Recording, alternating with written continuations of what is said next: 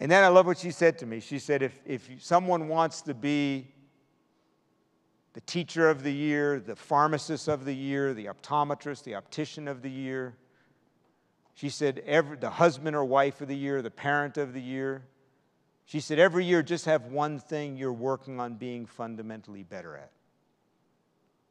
And I'd ask you right now, what do you want to be fundamentally better at your job? What do you want to be fundamentally better at as a parent, as a spouse? You know, I don't know if any of you play a musical instrument. I always wanted to learn to play a musical instrument, and so, but I tried guitar a couple of times, but I had a fatal flaw. I never practiced. Any of you ever do that? You know, you go to the lessons, and I'd come back the next week, and the instructor would say, well, you haven't improved at all. Well, did you practice? Well, no. And honestly, the reason is because I'm an extrovert. I don't know about any of you in the room. I'm kind of an extrovert. I don't really like sitting around practicing by myself. So a friend of mine said, after all these years, said, John, you should take up the African drum. He said, because it's an extrovert's instrument. You know, you don't kind of play by yourself. You don't even have to learn to read music. You just got to kind of feel it in your bones, right?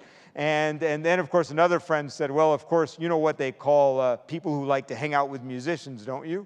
And I said, what? He said, drummers. But anyway, so I sign up in the hippie district of my city. I sign up for a weekly drumming class, right? On Saturday afternoons, right? And I show up the first night, and there's me and about 25 hippies from 17 to 75, tie-dyed, dreadlocked, and Birkenstocked. Of course, I told my best friend that story, and he said, well, they had a different story. They said, honey, how was the class? He said, well, it was 25 normal people and one button-down stiff guy. But anyway. And I learned two things in that class. The first thing I learned is that it's not as easy as it looks to learn to play the African drum, the djembe. The second thing I learned is after a couple of weeks, the class naturally divided. On the right side sat the good drummers. And on the left seat, just by osmosis, sat the bad drummers. And I'm over here with the bad drummers. And as the weeks go by, I'm getting worse and worse. They're getting better and better. The teacher, after a few weeks, gives up on this side of the room. He pretty much only gives feedback over here. Every once in a while, he just says to us, will you guys stop for a while so these guys can? And after about 6 or 8 weeks of this, I came to a very important, simple, but profound conclusion. I was never going to get any better sitting with the bad drummers. So the next week, I come over and I sit between two of the best drummers. They give me this strange look like, what are you doing on this side? You have not graduated to the good drummer side. But there's no rules, so I'm sitting there with the good drummers. A funny thing begins to happen. First of all, I look to my right, somebody's doing it really well. I look to my left, somebody's doing it really well. The second thing is on the break, the good drummers start to say, you know, I can see you're really trying. Can I show you what you're doing? I mean, I've been watching you. I know what you're doing. The teacher suddenly can't ignore me anymore because I'm messing up the good drummers now, right? So he'll say, John, just wait a minute. Let me show you. And he said, halfway through, like one of the classes, he says, John, you know, he said, I got to tell you, you remind me of me. He said, all through music school, I was always like the guy who couldn't get it. He said, but I would stay and I would practice and I would practice. He said, good for you, keep it up. And the interesting thing is I started asking for feedback. I started saying, Russell, I know that's the teacher. I know I'm doing it wrong. I'd say to the good drummers, look, Bob, I know I'm doing it wrong. What am I doing?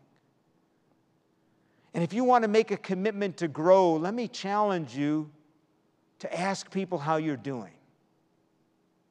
Ask your colleagues, especially the ones who are the really good drummers. What do you notice about how I am with patience? What do you notice about the way I am in terms of how I treat colleagues?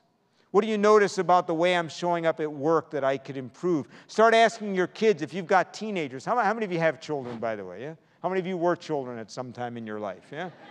You know, I have teenagers. You know the wonderful thing about teenagers? By the time they're teenagers, they know what you need to do to be a better parent. But when's the last time you sat down with them and said, give it to me, no holds barred? What do I need to do to be a better parent? I did that with my kids when all three were teenagers. One's 23 now. And I asked them, I sat down and said, I want to know what do I need to do to be a better dad? And because I travel a lot, I expected them to say, you know, Dad, we want you to travel less, be home more. You know what they said? They said, look, we respect your work. We've all seen you speak. We admire what you do. We know you make a difference in people's lives. You're not home as much as many dads, but here's the deal. When you're home, we want you to really be home. We don't want you to be checking voicemails. We don't want to be emailing. We don't want you to ask us how our day was and then not listen. We want you to really be here. And I give you some great advice. When someone gives you feedback at work, in your life, your husband, your wife, your kids, there's only two appropriate responses when someone gives you feedback. Here's those two responses. Thank you. Tell me more. You know, you're a little abrupt with the patients sometimes, with the customers. Thank you. Tell me more. You know, sometimes, even though you're a great colleague, you come in and when you've had a bad day, you kind of take it out on us. Thank you. Tell me more. Honey, I wish you would stop driving that way. Thank you. Tell me more. It's not always easy. My wife and I do that now. I go, thank you, tell me more, and then she shuts up. So it's just kind of a little game we have. Thank you, tell me more. When's the last time you asked for that heartfelt feedback? And when you go and you get that performance review, those of you who get a performance review, instead of going in and thinking, oh man, I got to sit through this again, ask more questions. If they give you a great review, say, that's great, I'm glad I'm a star, I'm glad I'm doing well, but what do I need to improve? What would make me even better?